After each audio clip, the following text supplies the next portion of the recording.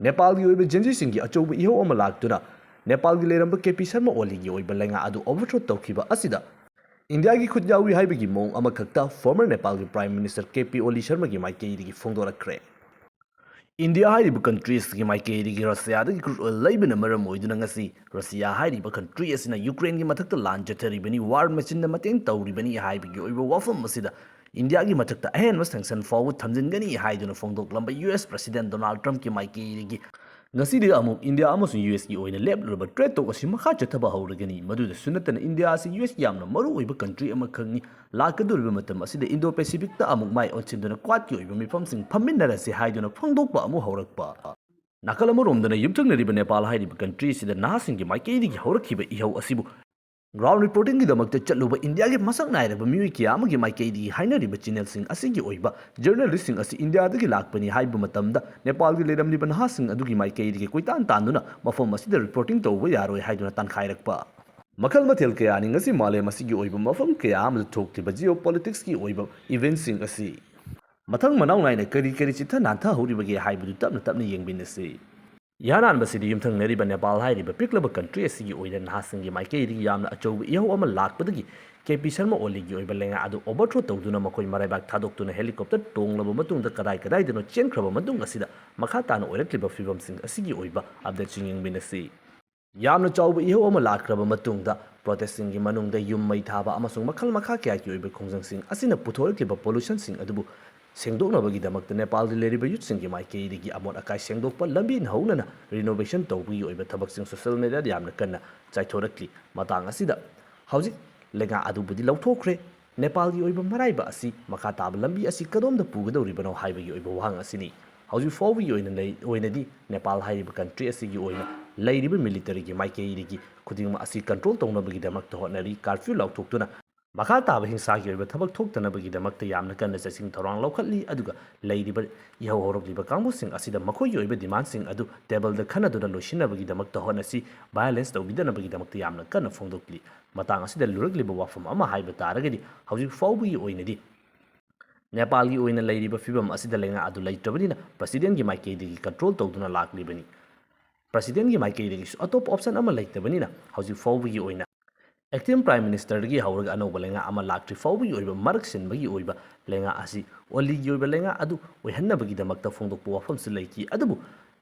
इहौ हौरिबा युथसिंगी माइकेदगी मदुदि कैदौनुंदा ओइथोक्लोय हाइबदगी लेंगाक सेमबगी ओइबा वाफम असिदसु यामना लुबा अमदा लैरिबनी हौजिक यामना इंटरेस्टिंग ओइबा अमा हाइबा तारगदी नेपालगी ओइना लैरिबा युथसिंग असिगी माइकेदगी यामना चौबा इहौ अमा हौख्रबा मतुंग असिदा इंटरिम गवर्नमेंट अमा खन्नबगीदमक्ता लुसिंगबा खलकपा मतमदा मखोय मसेलगी मरक्ता वाखन मानदबगी ओइबा डिफरेंस खरदि उबा फंगलक्ली अदुबु अनौब लुसिंगबा अमा खनबसी बोट तौरबा मतुंगदा बोटिंग सिस्टम दा खनगनी हाइदुना नाहा मसेलगी ओइबा मरक्तदि यामना हेनबा थोइदोकपदि लैत्रि हौजिक इहौ हौरिबा युथसिंगी माइकेदगी अथुबा मतमदा नेपालगी लेंगा अमा सेमगदबनी करिगुंबा सेमदबा तारगदी ममांगदा लैखिबा इहौ अदुगुंबा अमा लाकनी हाइदुनासु अकनबा वार्निंग तौरिबनी हौजिक नेपालगी ओइना लैखिबा प्रोटेस्ट अदुगिदा थोरखिबा हिंसादुना मरम ओइदुना मियोय 52 फाउबदि लैखिद्रे हाइबगी ओइबा रिपोर्टसिंग थोरक्ली अदुबु हाइरिबा नंबरसिंग असि हेलमगनी हाइदुना मियोय के आमगी माइकेदगी फोंदोकनरी करिगुंबा मसिगुमलबा इशू अमा थोकपा मतमदा इरांग थोकपा मतमदा मी सिबगी ओइबा नंबर असि लेंगाकी माइकेदगी ऑफिशियल सिंगी माइकेदगी थादोकपा रिपोर्ट असि यारिबा मखै हंथना अदुबक थमलब मतुंगदा तपना तपना फोंदोकपनी अमुक्ता मसिंग यामना कैदौनुंदा पुथोकते मराइबाग थादोक्तुना चटख्रबा मतम अमगी नेपालगी प्राइम मिनिस्टर ओइरंबा केपी शर्मा ओलीगी माइकेदगी यामना इंटरेस्टिंग ओइबा स्टेटमेंट खरसु हौजिक थोरक्ली मदुदी नेपाल हाइरिबा कंट्री असिगी ओइना नाहासिंगी ओइबा यामना चौबा करप्शन अमसुंग अनएम्प्लॉयमेंट नेपोटिज्म की मरक्ता संगसिलक्लिबा इहौ असि इंडिया की माइकेदगी फ्रेम तौदुना चथबा इहौ अमनी हाइबगी ओइबा मौंगदा सिग्नल पीबा हौरक्ली माकी माइकेदगी फोंदोकली मदुदी मतम खरगी ममांगदा रामायण यामना मरु ओइबा कैरेक्टर अमा हिंदुसिंगी ओइबा यामना मरु ओइबा लाइनि हाइनरिबा राम हाइरिबा लाई असि नेपालदगी हौरखिबनी इंडियादगी नत्ते हाइबना चिंबा स्टेटमेंट फोंदोकलुबा अदुगा मतम खरगी ममांगदा इंडिया अमसुंग चाइना की ओइबा बॉर्डर टेंशन असि लोसिलक्तुना ट्रेड हौगनी हाइबा बॉर्डर ट्रेड की ओइबा मतंग लाकपा मतमदा नेपाल की एरिया नि हाइदुना लिपुलेक की एरिया असि फोंदोकलुबा असि मरम ओइदुना मदु मुनबा यानबगीदमक्ता इंडिया न तौबनी हाइबगी ओइबा मोंग असि हौजिक प्रोटेस्ट असि इंडिया रोमदा थैजिलक्पगी ओइबा ममी तपना तपना उरक्ली नेपाल अमसुंग इंडिया की ओइना बॉर्डर टेंशन की ओइबा मतंग अदुदा चैनल असिदा सुम अखोइना अदुमक नैनाजख्रे मदुदा सुनतना चाइना दा पांथोखिबा एसीओ की ओइबा समिट अदुदा ꯂꯩꯔꯛꯂꯤꯕ ꯏꯁꯨ ꯑꯁꯤꯕꯨ KP ꯁꯔꯃ ꯑꯣꯂꯤꯒꯤ ꯃꯥꯏꯀꯩꯗꯒꯤ ꯄꯨꯊꯣꯛꯇꯨꯅ ꯅꯩꯅꯕꯒꯤ ꯑꯣꯏꯕ ꯋꯥꯐꯝꯁꯨ ꯑꯗꯨꯃꯛ ꯂꯩꯈꯤꯕꯗꯨꯅꯤ ꯃꯇꯥꯡ ꯑꯁꯤꯗ ꯌꯥꯝꯅ ꯏꯟꯇꯔꯦꯁꯇꯤꯡ ꯑꯣꯏꯕ ꯄꯦꯇꯔꯟ ꯑꯃꯈꯛ ꯊꯣꯔꯛꯂꯤ ꯑꯗꯣꯝꯅꯁꯨ ꯍꯥꯟꯅꯗꯒꯤ ꯍꯧꯅ ꯅꯣꯇꯤꯁ ꯇꯧꯔꯝꯕꯁꯨ ꯌꯥꯏ ꯃꯃꯥꯡꯗ ꯕꯪꯒ꯭ꯂꯥꯗꯦꯁꯀꯤ ꯑꯣꯏꯅ ꯊꯣꯛꯈꯤꯕ ꯏꯔꯥꯡ ꯑꯗꯨꯗꯁꯨ ꯁꯦꯈ ꯍꯁꯤꯅꯥ ꯑꯁꯤ CIAꯒꯤ ꯃꯥꯏꯀꯩꯗꯒꯤ ꯄ꯭ꯂꯥꯟ ꯇꯧꯗꯨꯅ ꯃꯍꯥꯛꯄꯨ ꯑꯣꯚꯔꯊ꯭ꯔꯣ ꯇꯧꯈꯤꯕꯅꯤ ꯅꯍꯥꯁꯤꯡ ꯑꯁꯤꯗ ꯏꯟꯁꯤꯟꯕꯅꯤ ꯍꯥꯏꯕꯒꯤ ꯑꯣꯏꯕ ꯋꯥꯐꯝꯁꯤꯡ ꯑꯩꯈꯣꯏꯅ ꯇꯥꯈꯤ ꯑꯗꯨꯒ ꯍꯟꯗꯛ ꯅꯦꯄꯥꯜꯒꯤ ꯑꯣꯏꯕ ꯃꯇꯥꯡ ꯑꯁꯤꯗ ꯏꯟꯗꯤꯌꯥꯒꯤ ꯑꯣꯏꯅ ꯂꯩꯔꯤꯕ ꯁꯣꯁꯤꯌꯦꯜ ꯃꯤꯗꯤꯌꯥ ꯄ꯭ꯂꯦꯠꯐꯣꯔꯝꯁꯤꯡ ꯑꯁꯤꯗ ꯌꯥꯝꯅ ꯀꯟꯅ US ꯗꯤꯞ ꯁ꯭ꯇꯦꯠ CIA ꯆꯤꯡꯕ ꯑꯁꯤꯅꯒꯤ ꯃꯥꯏꯀꯩꯗꯒꯤ ꯆꯠꯊꯕꯅꯤ ꯍꯥꯏꯗꯨꯅ ꯐꯣꯡꯗꯣꯛꯅꯔꯤꯕꯅꯤ ꯍꯥꯏꯔꯤꯕ ꯋꯥꯐꯝꯁꯤꯡ ꯑꯁꯤꯗ ꯑꯗꯣꯝꯁꯨ ꯑꯗꯨꯃꯛ ꯈꯟꯊꯕꯤꯌꯨ ꯁ꯭ꯔꯤꯂꯪꯀꯥꯒꯤ ꯑꯣꯏꯅ ꯍꯧꯔꯛꯈꯤꯕ ꯃꯤꯌꯥꯝꯒꯤ ꯑꯣꯏꯕ ꯏꯍꯧ ꯂꯩꯕꯥꯛ ꯑꯗꯨ ꯂꯪꯊꯣꯛꯈꯤꯕ ꯑꯗꯨ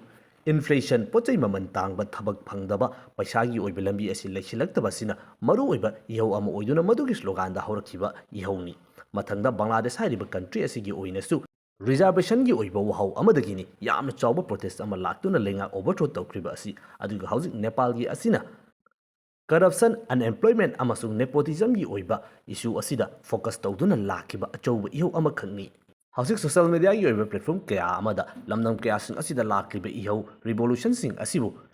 CIAꯒꯤ ꯃꯥꯏꯀꯩꯗꯒꯤ ꯅꯠꯇ꯭ꯔꯒꯅ ꯑꯇꯣꯞꯄ ꯀꯟꯇ꯭ꯔꯤꯒꯤ ꯃꯥꯏꯀꯩꯗꯒꯤ ꯏꯟꯁꯤꯟꯗꯨꯅ ꯇꯧꯕꯅꯤ ꯍꯥꯏꯕ ꯋꯥꯐꯝꯁꯤꯡ ꯑꯁꯤ ꯍꯟꯖꯤꯟ ꯑꯩꯈꯣꯏꯗ ꯎꯍꯟꯅꯕꯒꯤꯗꯃꯛꯇ ꯍꯣꯠꯅꯔꯝꯒꯅꯤ ꯑꯗꯨꯕꯨ ꯑꯗꯣꯝꯁꯨ ꯈꯟꯕꯤꯌꯨ ꯊꯣꯔꯛꯂꯤꯕ ꯑꯗꯨꯛꯀꯤ ꯃꯇꯤꯛ ꯌꯥꯝꯂꯕ ꯃꯤꯑꯣꯏꯁꯤꯡ ꯑꯁꯤ ꯅꯣꯡꯃꯩꯅ ꯀꯥꯞꯂꯕ ꯐꯥꯎꯕ ꯃꯤ ꯁꯤꯔꯕ ꯐꯥꯎꯕꯗ ꯍꯟꯗꯕ ꯃꯈꯩ ꯆꯪꯁꯤꯜꯂꯤꯕ ꯑꯁꯤ ꯁꯣꯁꯤꯌꯦꯜ ꯃꯤꯗꯤꯌꯥ ꯕꯦꯟ ꯇꯧꯕꯒꯤꯗꯃꯛꯇ ꯊꯣꯔꯛꯄ ꯃꯤ ꯑꯣꯏꯔꯝꯒꯗ꯭ꯔꯥ CIAꯅ ꯆꯠꯂꯣ ꯍꯥꯏꯕꯒꯤꯗꯃꯛꯇ ꯆꯠꯄ ꯑꯣꯏꯔꯝꯒꯗ꯭ꯔꯥ ꯈꯟꯅꯕ ꯌꯥꯕ ꯋꯥꯐꯝ ꯑꯃꯗꯤ ꯑꯗꯨꯃꯛ ꯑꯣꯏꯔꯤꯕꯅꯤ ꯍꯣꯏ CIA ꯅꯠꯇ꯭ꯔꯒꯅ ꯑꯇꯣꯞꯄ ꯀꯟꯇ꯭ꯔꯤꯁꯤꯡꯒꯤ ꯑꯣꯏꯕ ꯔꯣꯜ ꯑꯁꯤ ꯃꯇꯥꯡ ꯑꯁꯤꯗ ꯁꯨꯡꯌꯥꯎ ꯌꯥꯎꯗꯦ ꯍꯥꯏꯕꯗꯤ ꯅꯠꯇꯦ ꯅꯦꯄꯥꯜ ꯂꯩꯉꯥꯛꯀꯤ ꯃꯥꯏꯀꯩꯗꯒꯤ ꯕꯦꯟ ꯇꯧꯔꯤꯕ ꯀꯝꯄꯅꯤꯁꯤꯡ ꯑꯗꯨ USꯒꯤ ꯑꯣꯏꯕ ꯖꯥꯏꯟ ꯀꯝꯄꯅꯤ ꯈꯛꯇꯅꯤ ꯑꯗꯨꯒ ꯍꯥꯏꯔꯤꯕ ꯀꯝꯄꯅꯤꯁꯤꯡ ꯑꯗꯨꯒꯤ ꯃꯥꯏꯀꯩꯗꯒꯤꯁꯨ ꯅꯦꯄꯥꯜ ꯂꯩꯉꯥꯛꯀꯤ ꯃꯥꯏꯀꯩꯗꯒꯤ ꯄꯤꯔꯛꯂꯤꯕ ꯋꯥꯔꯅꯤꯡ ꯑꯗꯨ ꯊꯧꯁꯥꯗꯅ ꯑꯗꯨꯃꯛ ꯂꯩꯔꯤꯕ ꯑꯗꯨꯗ ꯁꯤꯒꯅꯦꯜ ꯈꯔꯗꯤ ꯑꯗꯨꯃꯛ ꯌꯥꯎꯔꯕꯅꯤ ꯇꯧꯕꯇꯕꯨ ꯃꯗꯨꯒꯨꯝꯂꯕ ꯊꯧꯑꯣꯡꯁꯤꯡ ꯑꯗꯨꯅ ꯃꯔꯝ ꯑꯣꯏꯗꯨꯅ ꯂꯩꯕꯥꯛ ꯑꯃꯒꯤ ꯂꯩꯔꯤꯕ ꯑꯗꯨꯛꯀꯤ ꯃꯇꯤꯛ ꯌꯥꯝꯂꯕ ꯃꯤꯑꯣꯏꯁꯤꯡꯕꯨ ꯊꯋꯥꯏ ꯊꯥꯕ ꯐꯥꯎꯕ ꯀꯤꯗꯕ ꯃꯈꯩ ꯄꯨꯊꯣꯛꯇꯨꯅ ꯑꯁꯨꯝꯅ ꯂꯩꯉꯥꯛ ꯑꯣꯚꯔꯊ꯭ꯔꯣ ꯇꯧꯕ ꯉꯝꯒꯗ꯭ꯔꯥ ꯍꯥꯏꯕ ꯋꯥꯍꯪ ꯑꯁꯤꯅꯤ ꯍꯥꯏꯔꯤꯕ ꯒꯦꯝ ꯑꯁꯤꯅꯤ ꯍꯧꯖꯤक ꯅꯦꯄꯥꯜꯒꯤ KP ꯁꯔꯃ ꯑꯣꯂꯤꯒꯤ ꯃꯥꯏꯀꯩꯗꯒꯤ ꯑꯃꯨꯛ ꯁꯥꯟꯅꯔꯛꯂꯤꯕ ꯑꯁꯤ ꯃꯍꯥꯛꯇꯤ ꯌꯥꯝꯅ ꯆꯨꯝꯅ ꯆꯠꯆꯕꯅꯤ ꯔꯤꯂꯤꯖꯟꯒꯤ ꯑꯣꯏꯕ ꯋꯥꯐꯝ ꯈꯔ ꯑꯃꯁꯨꯡ ꯏꯟꯗꯤꯌꯥꯒ ꯂꯩꯈ꯭ꯔꯤꯕ ꯕꯣर्डरꯒꯤ ꯑꯣꯏꯕ ꯗꯤꯁꯄ꯭ꯌꯨꯠ ꯑꯗꯨꯅ ꯃꯔꯝ ꯑꯣꯏꯗꯨꯅ ꯃꯍꯥꯛ ꯑꯁꯤ ꯑꯣꯚꯔꯊ꯭ꯔꯣ ꯇꯧꯕꯤꯕꯅꯤ ꯍꯥꯏꯕ ꯋꯥꯐꯝ ꯑꯁꯤ ꯐꯣꯡꯗꯣꯛꯇꯨꯅ ꯂꯥꯟꯖꯗꯕꯅꯤ ꯍꯥꯏꯕ ꯑꯁꯤꯅꯤ ꯐꯣꯡꯗꯣꯛꯂꯤꯕꯁꯤ ꯅꯨꯃꯤꯠ ꯈꯔꯅꯤꯒꯤ ꯃꯃꯥꯡꯗ ꯅꯦꯄꯥꯜꯗ ꯑꯗꯨꯛꯀꯤ ꯃꯇꯤꯛ ꯌꯥꯝꯂꯕ ꯃꯤꯑꯣꯏꯁꯤꯡ ꯊꯣꯔꯛꯇꯨꯅ ꯄꯣꯂꯤꯇꯤꯁꯤꯌꯟꯁꯤꯡ ꯑꯁꯤꯅ ꯃꯤꯌꯥꯝꯗꯒꯤ ꯈꯣꯝꯒꯠꯈꯤꯕ ꯇꯦꯛꯁ ꯑꯁꯤꯅ ꯅꯣꯡꯃꯒꯤ ꯄꯩꯁꯥ ꯄꯥꯏꯔꯛꯄ ꯃꯈꯣꯏꯒꯤ ꯃꯆꯥ ꯃꯁꯨꯁꯤꯡꯅ ꯑꯇꯥꯡꯕ ꯗ꯭ꯔꯦꯁ ꯁꯦꯠꯄ ꯌꯥꯝꯅ ꯂꯛꯖꯔꯤꯌꯁ ꯑꯣꯏꯕ ꯂꯥꯏꯐꯁ꯭ꯇꯥꯏꯜ ꯑꯃꯗ ꯂꯩꯔꯒ ꯅꯦꯄꯥꯜꯒꯤ ꯑꯣꯏꯅ ꯂꯩꯔꯤꯕ ꯌꯨꯠꯁꯤꯡ ꯑꯃꯁꯨꯡ ꯂꯩꯔꯤꯕ ꯃꯤꯑꯣꯏꯁꯤꯡ ꯑꯁꯤꯅ ꯅꯣꯡꯃꯒꯤ ꯊꯕꯛ ꯐꯪꯂꯛꯇꯕ ꯀꯔꯞꯁꯟꯅ ꯃꯔꯝ ꯑꯣꯏꯗꯨꯅ ꯑꯋꯥꯕ ꯆꯩꯊꯦꯡ ꯀꯌꯥ ꯑꯃ ꯐꯪꯂꯛꯄꯒꯤ ꯑꯣꯏꯕ ꯏꯁꯨ ꯑꯁꯤꯗ ꯃꯌꯨꯝ ꯐꯥꯎꯕ ꯃꯩ ꯊꯥꯗꯨꯅ ꯇꯥꯟꯈ꯭ꯔꯕ ꯍꯦꯂꯤꯀꯣꯞꯇꯔꯗ ꯅꯞꯇꯨꯅ ꯆꯦꯟꯈ꯭ꯔꯕ ꯃꯤꯑꯣꯏ ꯑꯁꯤꯒꯤ ꯃꯥꯏꯀꯩꯗꯒꯤ ꯃꯗꯨꯒ ꯃꯔꯤ ꯂꯩꯅꯗꯦ ꯏꯟꯗꯤꯌꯥꯒꯤ ꯑꯣꯏꯕ ꯃꯔꯝꯗꯅꯤ ꯍꯥꯏꯕ ꯋꯥꯐꯝ ꯑꯁꯤ ꯄꯨꯊꯣꯔꯛꯂꯤꯕꯅꯤ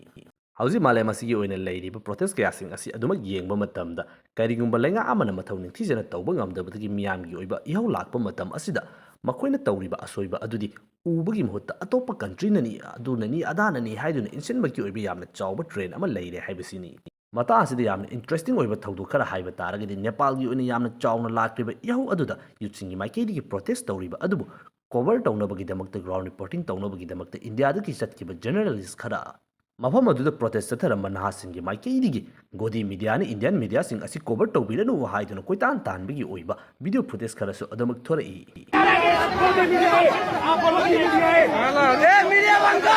ये आंदोलन में क्या दिखा रहे हैं?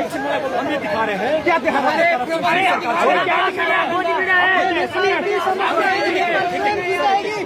नेपाल की ओइने यामना चावना लाखिबे इहो अदुदा अतोपा कंट्री कया अमक रिपोर्टर सिंग लाखि अमसुंग ब्लॉगर यूट्यूबर कया अम मखल मखा कया की लाक्तुन ग्राउंड रिपोर्टिंग तौबो मतमदा मसिगुम्बा रिएक्शन अमदा उबा फंखिदि इसिंग पिसिनबा नटगना मखल मखा कया की मतेंग सिंग तौखि अदुगा इंडिया की ओइबा न्यूज चैनल खरा असिदा अतमना मसिगुम्ना तौरक्लिबा असिसु थोइदोकपा मरम लैरम लोय हाइगदोरिब्रा लोसिलक्पसिदा अदोम की वाखलोंसु फोंदोकपिरमु मदुदि श्रीलंकादा हौखिबा बांग्लादेशदा हौखिबा अमसुंग ngasina नेपाल की ओइना लैखरिबा इशूसिंग असिदा CIA नत्रगना लैरिबा अतोपा कंट्रीसिंग असिगी माइकेदि इनसिनदुना तौखिबा इहौ खक्तरा कंट्रीसिंग अदुगी ओइबा लेंगा अदुगी असोइबा अमत्ता लैतब्रा चाउरबा प्रोटेस्टिंग असिगी ओइबा असेंबा मरम असि करिनो हाइबसि